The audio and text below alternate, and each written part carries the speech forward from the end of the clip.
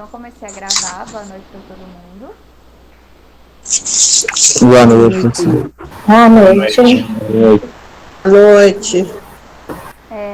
Então, como eu falei, hoje eu vou começar dando um recado, mas para vocês já...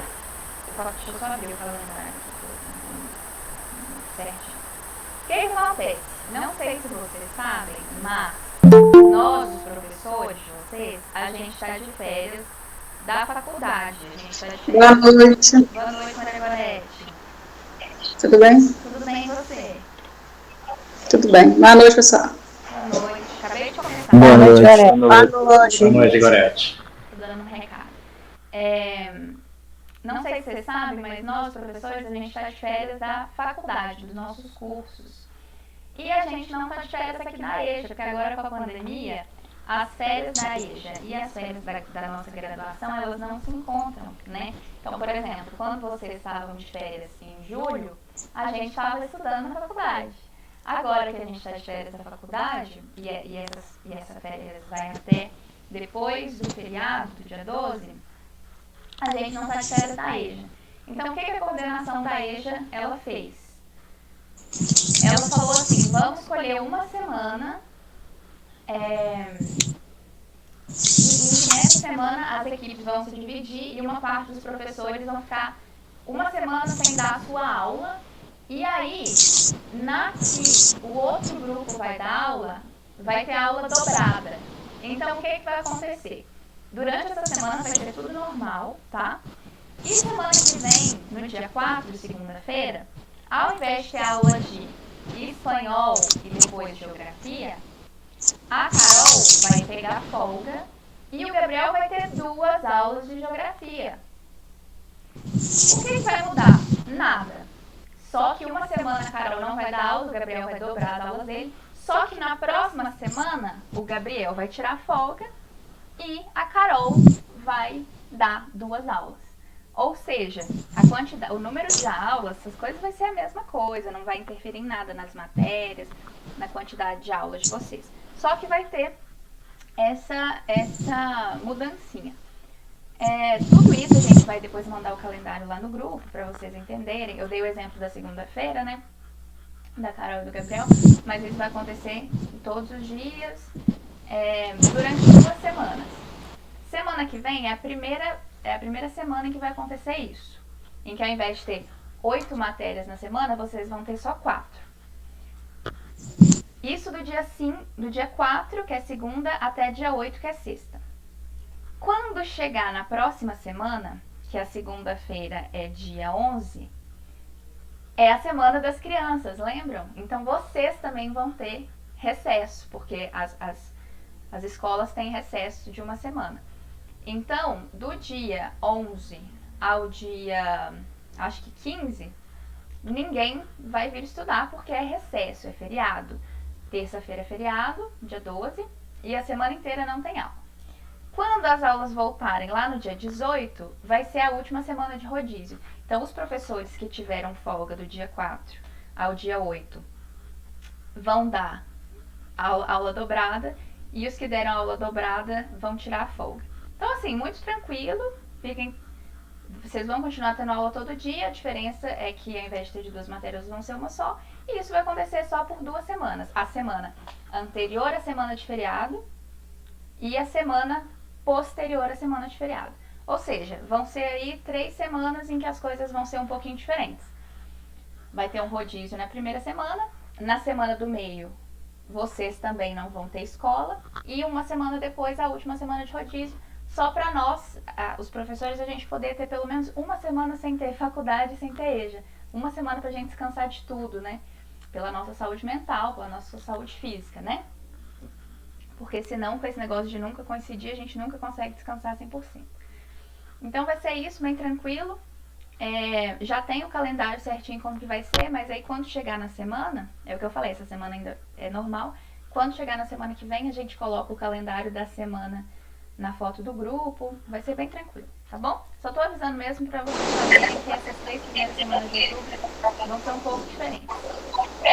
Hoje tá no lugar da Carol? Hoje, isso, bem lembrado. Hoje eu tô no lugar da Carol mas é uma mudança também pontual, porque deu uma confusão nesse negócio de folga, que a Carol achou que essa semana ia ser a folga dela. Só que isso foi uma coisa... enfim, foi uma falta de encontro das conversas. E aí ela foi pega de surpresa. E aí hoje ela não ia conseguir dar aula. Aí eu passei pra hoje e ela vai dar aula quarta-feira. Tudo normal também, tá bom? Ô, Vitória, Oi. aquelas perguntas corrigidas é pra te mandar? Eu copiei no caderno pra te mandar. Precisa não, né? Me mandar o quê? Aquelas respostas corrigidas Ah, não, da não precisa República. mandar não. Se você... Precisa não, né? Não, se você copiou é o que importa. O importante é ter aí pra você estudar quando eu passar uma atividade, tá? Tá bom. Então é isso. Vamos lá. Vou começar a transmitir tela pra gente fazer a aula de hoje. A aula de hoje é uma parte menor que faltou semana passada. Lembra que semana passada a gente fez a análise da imagem do Dom Pedro, do jornal, né? E aí ficou faltando a parte da matéria, que é a parte que vocês precisam escrever no caderno. E aí no final eu vou dar uma lição de casa pra vocês, que não vai ser um exercício, não vai ser uma atividade, é uma leitura. Eu vou passar uma matéria que vocês vão ter que ler até semana que vem. Só isso, bem tranquilo, um texto bem pequenininho. Isso e bem interessante. Então vamos lá. Todo mundo aí com caderno, lápis, caneta, que vocês vão ter que escrever, tá bom? Continuidade da matéria que a gente estava vendo. Eu vou transmitir tela e alguém liga o microfone quando estiver vendo e fala pra mim.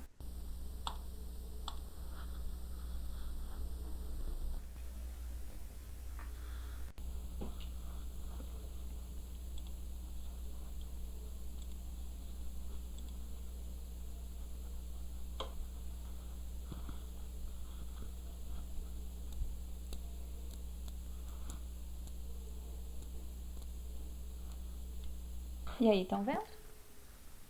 Ok, beleza. Então tá bom. Sim. Sim. Então vamos lá. Aqui a gente tá vendo o quarto episódio de aprofundamento da crise do Império, né? Que mais tarde vai vir culminar na proclamação da República, que é o que a gente está falando desde o início desse semestre.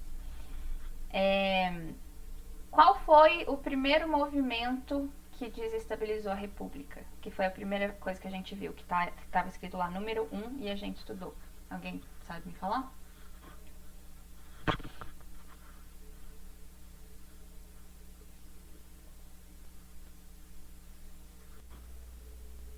Ninguém?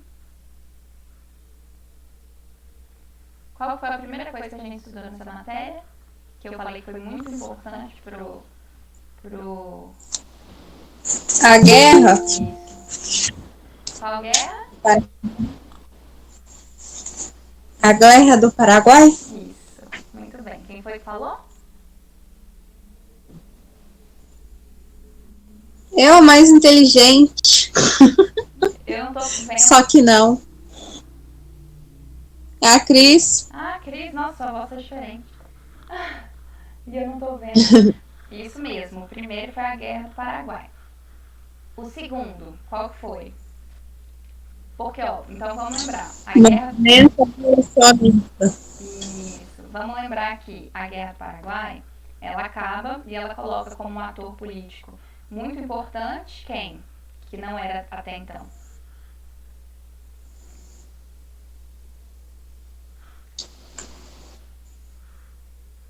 Fala de novo que eu não entendi, não.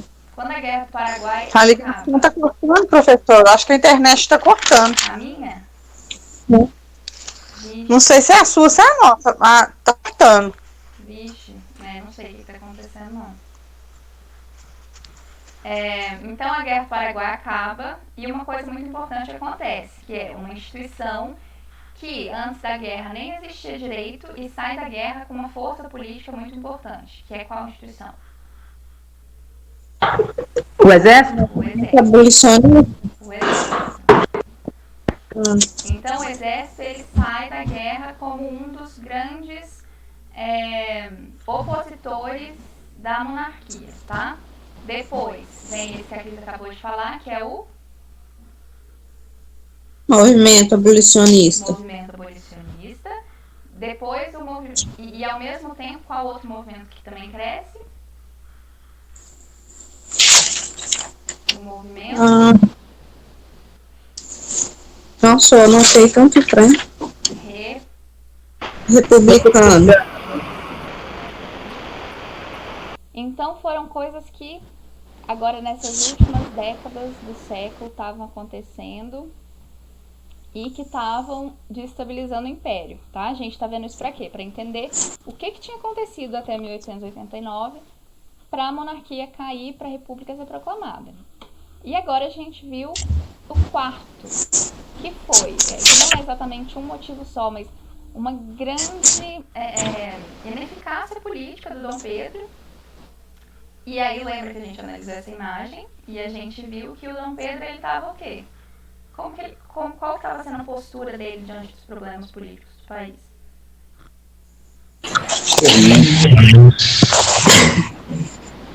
Dormindo, cansado. Isso, ele parecia que ele não estava muito preocupado, né? E aí a gente analisou essa imagem e viu que ele estava completamente alheio aos problemas políticos, às questões do país. E aí, na nossa última aula foi muito legal que vários de vocês trouxeram várias possibilidades do que estaria acontecendo, né? Será que os problemas eram tão grandes que ele só não tinha o que fazer? Será que ele só não queria fazer nada? Será que ele já estava cansado, que ele era imperador há muitas décadas? E aí, então, a gente começou a ver, mais ou menos, algumas sugestões que podem ajudar nessa resposta. Então, vamos lá. Até o final da década de 1870, organizaram-se 3 focos separados de oposição ao Império, que são os que a gente acabou de falar: os abolicionistas, os republicanos e os evangélicos. E aí a gente viu, eu falei para vocês, que no meio de toda aquela crise política, dos movimentos abolicionistas e republicanos pipocando, o exército exigindo mais participação política, no meio de tudo isso, o Dom Pedro, o que ele resolve fazer? Ele viaja, ele resolve conhecer o mundo. E nos anos de 1871, 1876 e 1887, ou seja, quase na data da proclamação, ele praticamente não estava aqui no país. Então, nas décadas de 70 e de 80, ele viajou 3 viagens. Para a Europa, ele foi para a Europa e em algumas delas ele foi também para os Estados Unidos, ele passou pelo continente africano, pela Ásia. Então ele foi viajar e deixou tudo isso daqui, ele deixou a bomba estourando aqui sozinho e isso gerou muita polêmica, claro, né? Por exemplo, esse jornal aqui a gente viu que ele é uma crítica à postura dele de que ele não estava nem aí. Então, o que você faz? Você vai gastando a imagem do monarca, vai gastando a imagem do Dom Pedro. E aí, a gente tinha um movimento que estava crescendo muito, que era o movimento republicano, ao mesmo tempo que isso acontece. Ou seja, olha o quanto isso é importante. Vocês podem copiar aí, porque isso é um pouquinho, tá?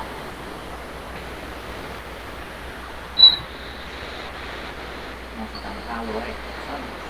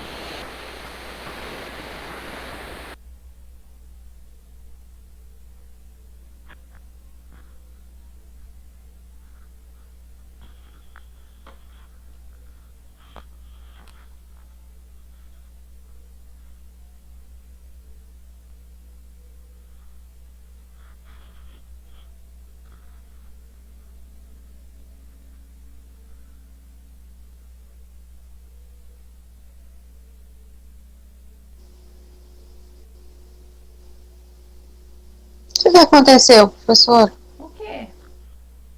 Tá todo mundo calado. Porque eu tô esperando vocês copiarem. Mas isso aí já copiou semana passada. Já copiaram semana passada? É que eu acho Eu que... já. Ah, tá. É que eu acho que eu tinha Eu não falado... copiei, não. Espera um pouquinho, Vitória. Espera. É porque eu lembro que eu falei sobre, mas não dei tempo pra copiar, porque tava acabando o tempo. Ah, eu já copiei. Tá, mas o pessoal já tá terminando, a gente já continua, tá?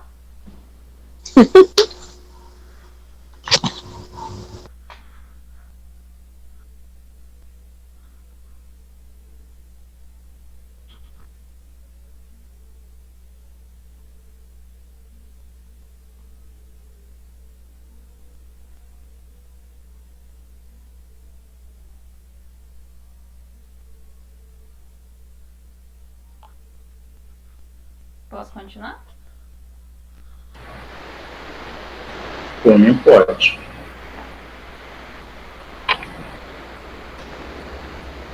Pode. Tá. Bom, então vamos lá, próximo slide.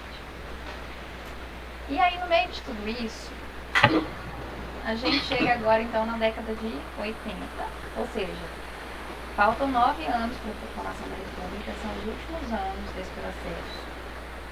E olha quanta coisa importante estava acontecendo. Se funda a Sociedade Brasileira contra a Escravidão, que é mais uma dessas organizações que eu falei para vocês há algumas aulas, que surgiam cada vez mais em prol da abolição da escravatura, contra a escravidão, organizações que movimentavam o debate político sobre esse assunto, que faziam com que cada vez mais pessoas conhecessem essa causa, percebessem os horrores, o absurdo da escravidão, especialmente numa época em que a maior parte dos países já tinha a escravidão abolida. Em 1883, uma nova confederação, a Confederação Abolicionista, e todo esse movimento, toda essa organização, todas essas discussões, elas começam a surtir efeitos muito práticos, tá? Então, muito importante é a extinção oficial da escravidão em 2 províncias do Brasil, no Ceará e no Amazonas.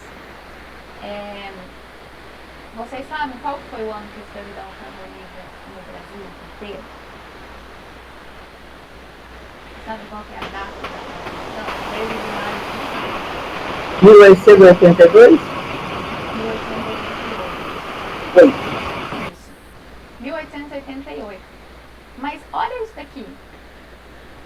Em algumas províncias a abolição já tinha acontecido, a escravidão já tinha acabado oficialmente. Inclusive, no texto que vocês vão ler semana que vem, vocês vão conhecer uma mulher, uma personagem que foi muito importante na movimentação política lá no Ceará para a extinção da escravidão. E aí a gente fala mais sobre isso semana que vem. Na próxima aula é a aula que a gente vai falar sobre a abolição. Foi o último golpe que a monarquia sofreu, que foi... O Dom Pedro não estava no Brasil, ele estava fora. A filha dele, a princesa Isabel, foi quem assinou a Lei Áurea, né? Aquela parte da história que todo mundo já sabe. E a gente vai falar mais sobre isso. Mas o que é importante aqui? Saber que, apesar da escravidão ter acabado oficialmente no Brasil, um ano antes da proclamação da República, em 1888, em algumas províncias do Brasil ela já tinha sido extinta. Por quê? É muito importante que a gente entenda que a condição da escravatura ela não era a mesma em todo o Brasil, né? Então, por exemplo, nessa época o norte do Brasil tinha muito menos escravos do que o sul. Inclusive, tinha-se medo de que acontecesse aqui no Brasil, igual aconteceu nos Estados Unidos, uma guerra civil entre uma parte dividida, onde já quase não tinham mais escravos, e em outra parte em que a escravidão ainda era muito importante no sentido de que a economia dependia disso, porque as atividades econômicas majoritariamente usavam trabalho escravo. Então, isso era diferente do Brasil, né? E aí, em duas províncias, olhem só, do norte, né, do Ceará e do Amazonas, a escravidão foi extinta em 1884. Então, isso também já é uma coisa muito importante. Lembra que eu falei para você que isso aqui já era um ponto que a maior parte das pessoas, ela já sabia que a escravidão já tinha que acabar, que ela ia acabar para ser mais fácil. E aí, o que eles tentavam fazer contra isso? Adiar. Eles sabiam que ia acontecer, mas eles tentavam adiar.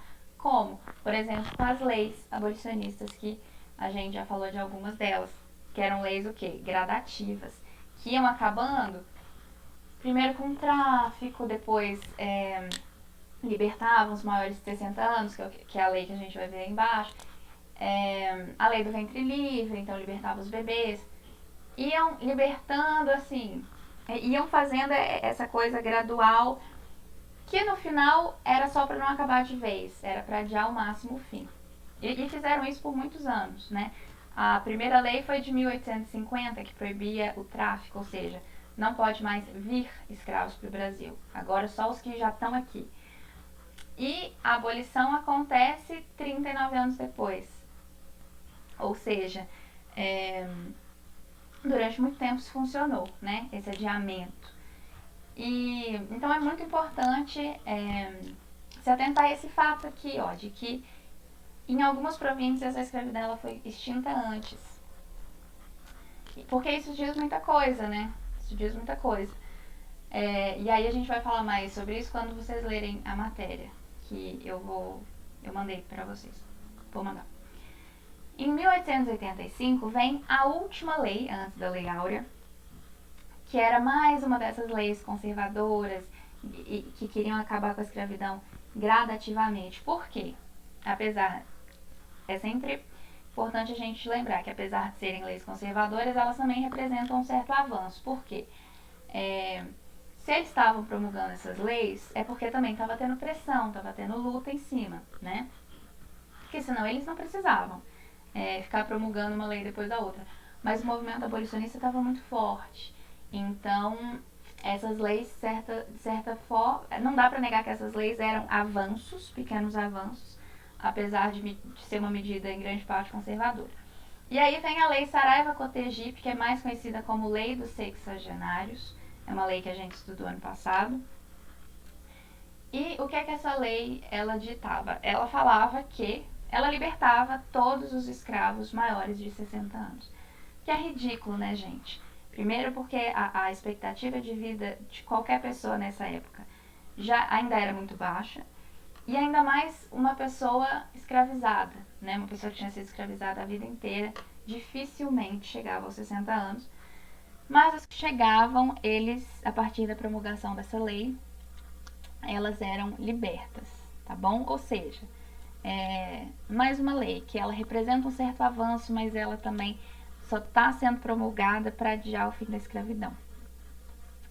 Mas essa lei foi outra lei que, assim como a lei do ventre livre que a gente viu semana passada, ela deixou certas camadas da sociedade muito descontentes, principalmente os fazendeiros. Lembram que eu falei que os fazendeiros, principalmente os fazendeiros do Oeste Paulista, que depois aderiram ao movimento republicano.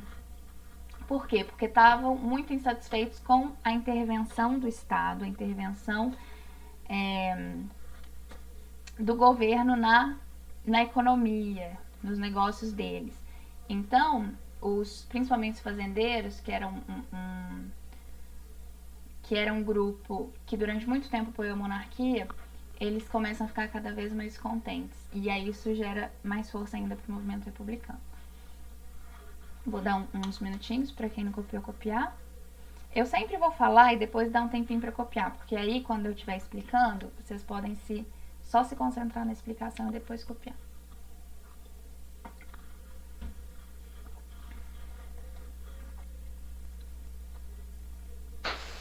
Ô, Vitória, Oi. o mesmo que você mandar no grupo, você manda no sala de aula, no Google Place? Mando sim. Assim que acabar a aula, eu vou colocar o link do texto e desse slide atualizado lá no Google Sala de Aula.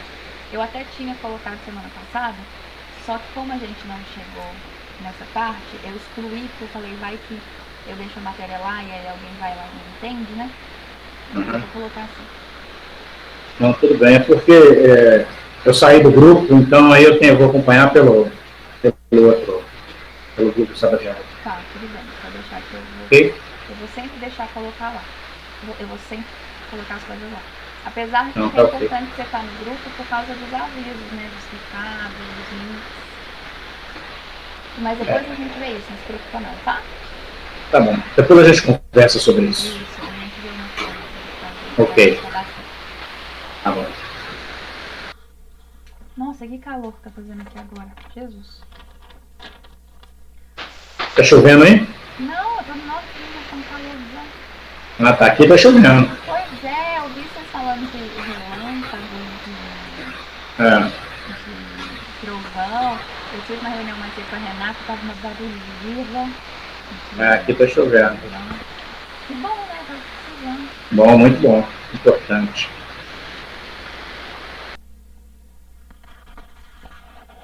Mas eu tô com muito calor porque eu tive que dar uma meia fechada na janela porque tava com muito pernilongo. Odeio pernilongo zumbi no meu ouvido. Fico estressadinha. Passa repelente. Porque eu coloquei o refil, mas ele não vai funcionar. Mas aí eu ia ter que fechar a janela pra ele funcionar. E aí vai esquentar muito. Isso, com certeza. Vitória, Oi, você tá no norte de Minas, aonde aí, mais ou menos? chama Turmalina. É perto de... Como é que é o nome daquele lugar, gente? Eu sei que é um lugar mais longe. Quase encontrando com a Bahia. Ah, não. Ainda tá longe da Bahia, viu? O norte de Minas é muito grande, né? Eu tô a 2 horas de Diamantina. Da onde? Diamantina. Ah, não, é mais pra cima um pouquinho. Eu imagino que deve Talvim? Nanuque? Não, Talvim? é no norte de Minas mesmo. Eu esqueci o nome do lugar, gente. Gente, Montes Claros, você tá pensando? Jequitinhonha. Ah, é longe. Ah. É um pouco longe. Mas eu tô do ladinho da cidade em que o Juventus nasceu, Minas Novas. Então é mais pra cá. É bem mais pra cá. E aí, pode passar? Pra mim pode.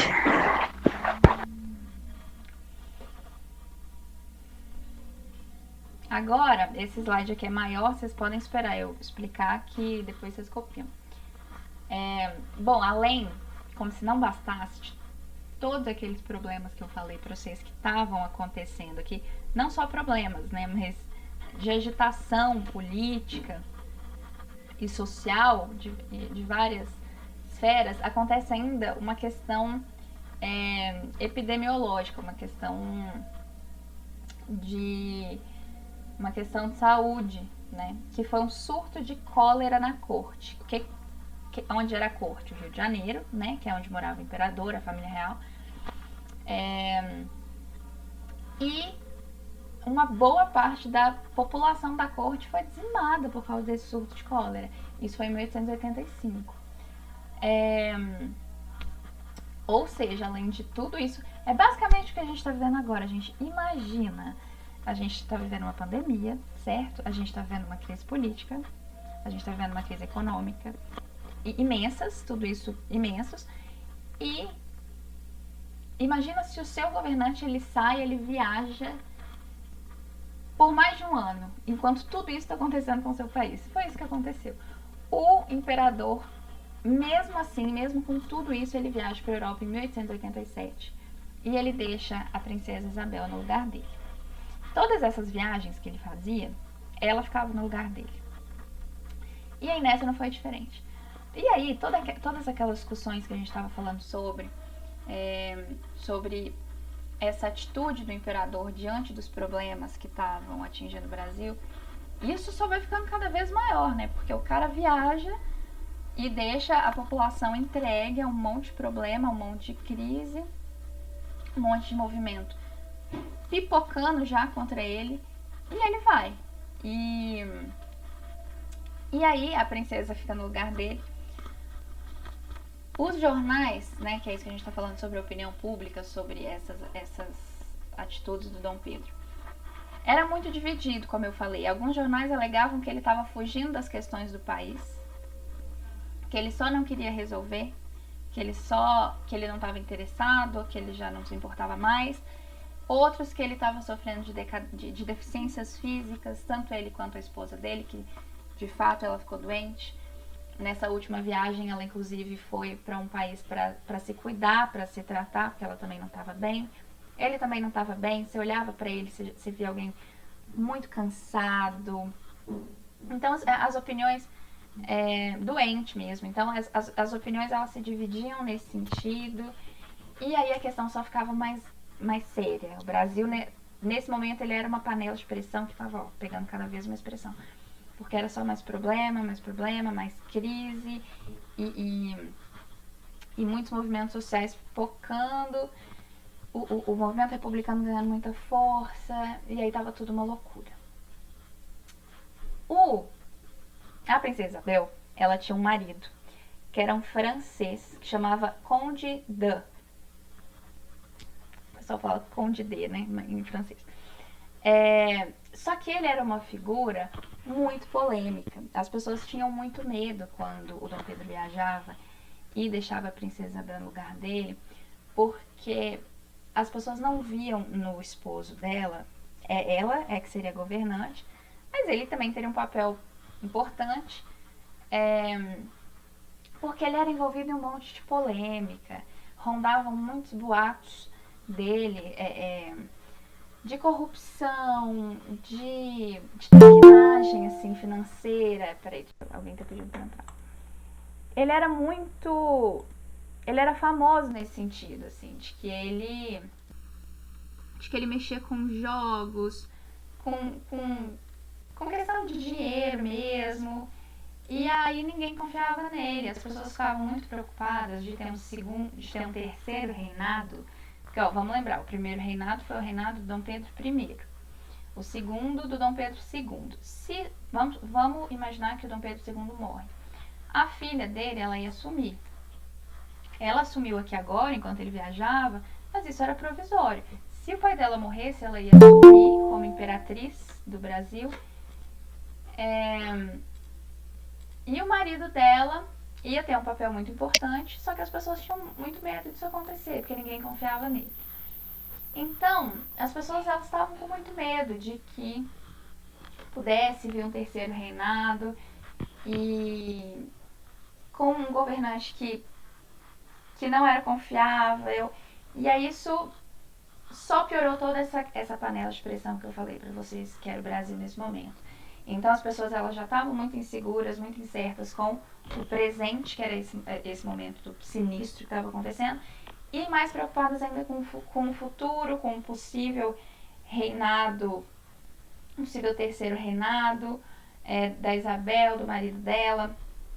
Então isso também só piorou a questão. E aqui, vamos olhar, a gente já está falando de pouquíssimos anos antes da proclamação da República. E aí é muito importante vocês pensarem nisso, né? Foi uma mudança muito grande, no sentido de que, apesar de que a gente viu que foi um golpe, né? Que não foi uma revolução, que ainda assim teve um caráter conservador, no sentido de que as classes populares elas só assistiram a proclamação acontecer, e quem proclamou a República foi um alto escalão ali do Estado, do Exército. Apesar disso, é uma mudança muito grande. A gente saiu de anos e anos, a gente saiu de séculos de uma monarquia para uma república, e olha isso, olha tudo que aconteceu antes até chegar nesse momento, né? Então é muito importante entender essas crises que antecederam a proclamação. Então agora vocês podem copiar, vou esperar. Vou esperar um pouquinho mais, porque esse é maior, vocês vão me avisando quando vocês terminarem.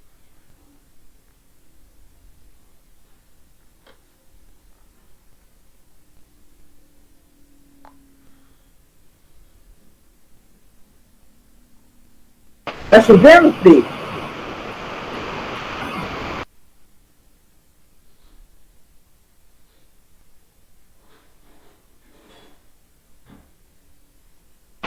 Amanhã.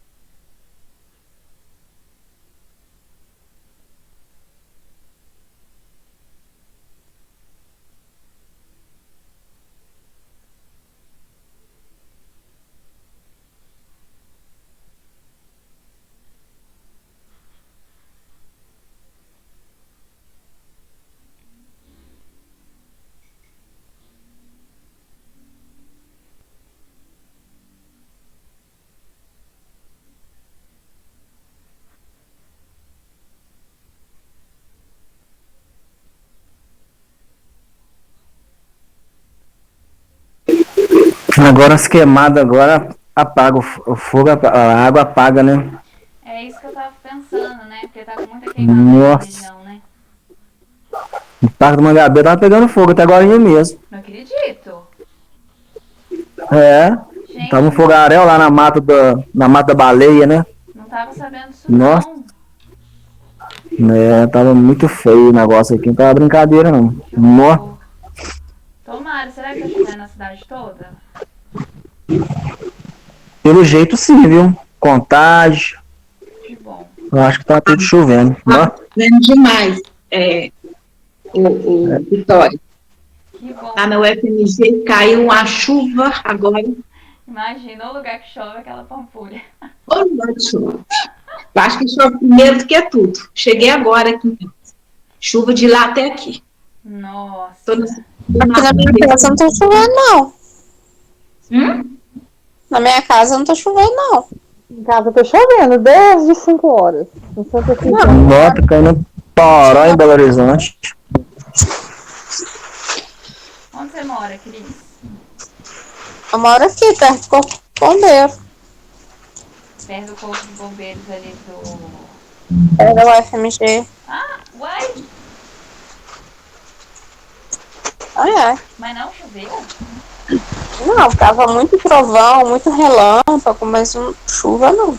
Mais barulho. Mas aqui tá chovendo, Cris. Não tá chovendo não, Cris? Tá chovendo muito aqui, ué. Aqui tá chovendo. Ué, nós estamos pertinho. Ué, tô achando que tá chovendo. Ué, que é isso, cara? Gente, a Cris ela é do contra, ela é rebelde da turma. Vocês não lembram o que a Rosângela falou que ela é rebelde? Ô, professora, mas de frente da FG aqui tá chovendo. É, não. Mas você vai aqui na BR. Tá dando pra ver nem a BR direito aqui, tanta chuva, cara.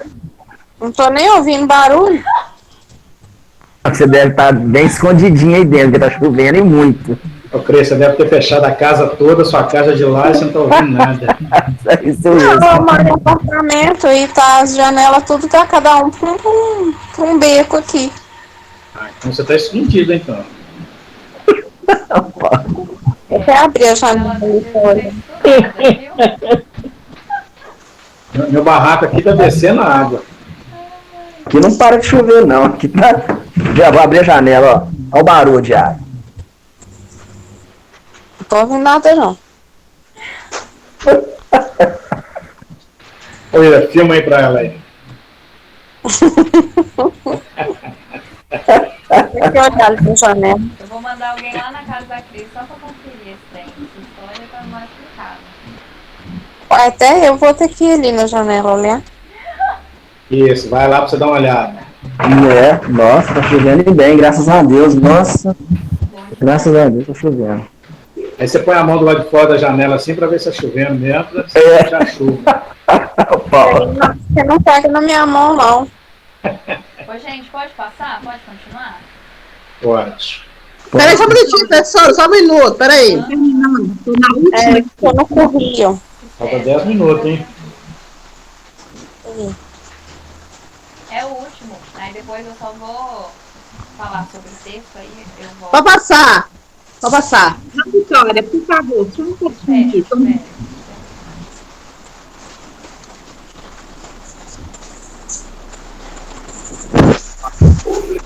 Choveu, foi granizo aqui.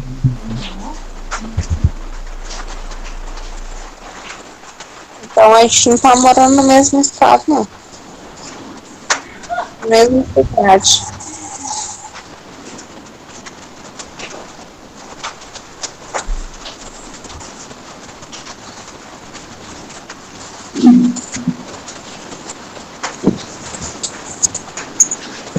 E aí, Dona Maria, Venda Nova tá chovendo aí?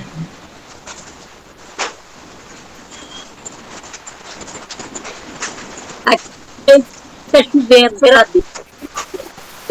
Tá bom. Eu tô ouvindo um barulho aqui. Se não for o vizinho tomando banho ou a mulher regando as plantas, deve ser. Ela vai até a última consequência, né? Mas não Terminei, tá, de Vitória? mim. Tá bom. Ô, Cris, vai lá fora, Cris. Ô, Cris, Mas se eu for lá ó, fora, eu vamos não lá. tô Dever de vendo. casa pra você, hein? Vai valer ponto. Vai na janela e tira uma foto do céu. Vamos lá. E manda no grupo. Vai ser o seu dever. Atividade da Cris, tirar uma foto agora para ver se está chovendo. Se não estiver chovendo, todos os seus colegas vão perder um ponto. E se não estiver chovendo, você vai ganhar. Não, calma, errei. Se você tiver razão e não estiver chovendo, você ganha ponto sozinho. Mas se você estiver errado, todo mundo ganha. Menos você. Deixa eu ver se tá chovendo aqui na janela do quarto, se no da sala, qual que é. Vai lá, corre lá.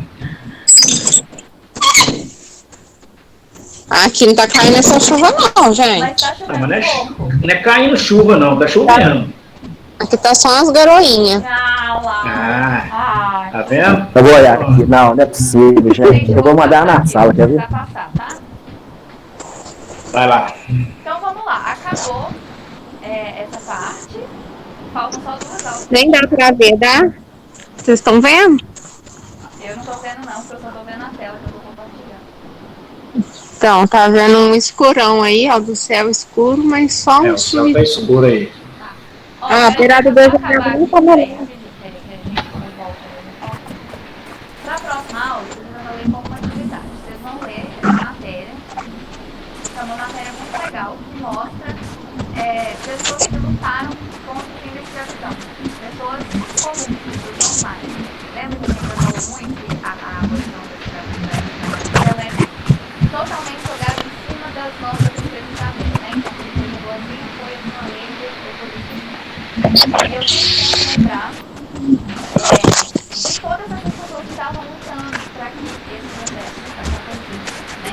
Não foi um presente, não foi uma dádiva recebida, foi um processo de luta, de pressão. Então, vocês vão ver 6 brasileiros que fazem essa escravidão. Eu vou colocar o link lá no grupo, também vou colocar no Google Sala de Aula, certinho, esses 6 brasileiros são esses aqui que a gente viu, eu lembro de vocês. Então, essas 6 pessoas que vocês vão, tá bom? Vou parar de transmitir, vou ver a carinha de vocês. Volta lá naquele. A próxima aula e tal. Esse aí. Não, você vai mandar isso aí no link, né? Ah, então tá. Beleza. Então vamos lá.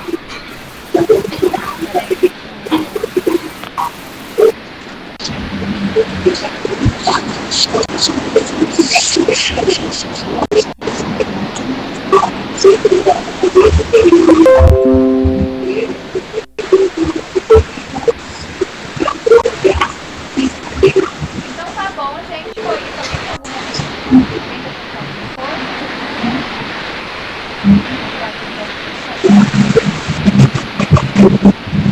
É só para ler o texto? Isso, é para ler o texto. E é para ler mesmo, tá? Na próxima aula Eu ainda não sei se eu vou dar uma pergunta sobre o texto, mas aí isso vai ficar para a próxima aula. O que eu quero para a próxima aula é vocês dois. É super pequenininha, uma matéria de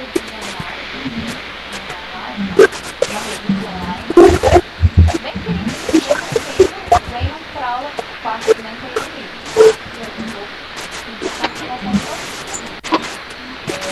e Você tá mandando? é isso. Você tá mandando? Isso. Vou mandar o link do grupo, do WhatsApp, vou colocar no grupo do WhatsApp e também no slide. Vou colocar também o slide atualizado, esses slides lá no tá bom? Ok. Na verdade, eu vou pedir uma coisa assim, eu vou pedir que vocês leiam e que vocês façam um comentário. Pode ser um comentário bem simples, pode ser lá no final da aula, ou me manda no privado, um comentário sobre a matéria, tá bom?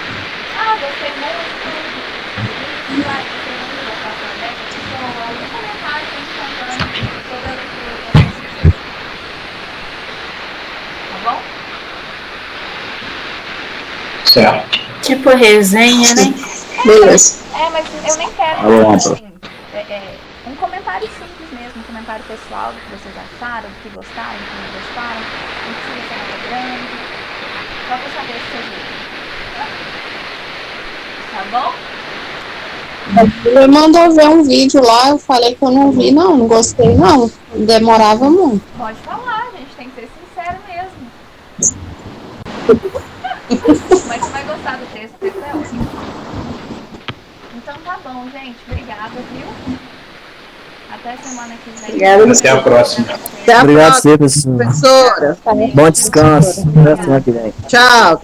Boa noite. Boa noite. Boa noite. Guarda a foto do Gabriel aí, hein, Vitória? Guardei aqui. Brau! Brau! Boa noite a todos. Boa noite. Boa noite. Boa noite.